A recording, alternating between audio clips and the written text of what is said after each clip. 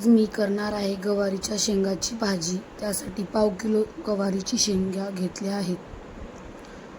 अशा प्रकारे त्याला कट करून घ्या.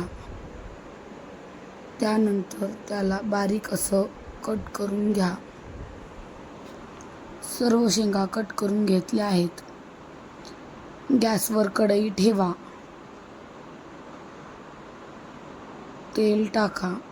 तेल चांगल्या प्रकारे गरम झाल्यास त्यामध्ये मोहरी कढल्यास जिरे टाका. दोन्ही चांगल्या प्रकारे कढल्यास कट केलेल्या गवारीच्या शेंगा टाका.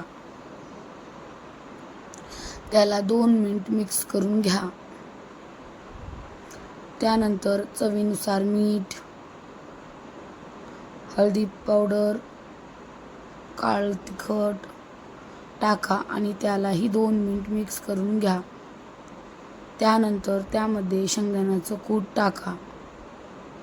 त्याला चांगल्या प्रकारे मिक्स करून घ्या. 1-2 मिनिट परत मिक्स करा. आपण बघू शकता. त्यानंतर त्यामध्ये पाणी टाका. त्याला मिक्स करून घ्या आणि बारीक गॅसवर ठेवा. त्यानंतर त्यामध्ये कोथिंबीर टाका.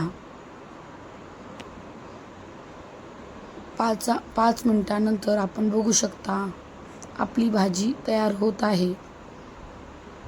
आपण बघू शकता आपली गवारीची भाजी एकदम तयार आहे.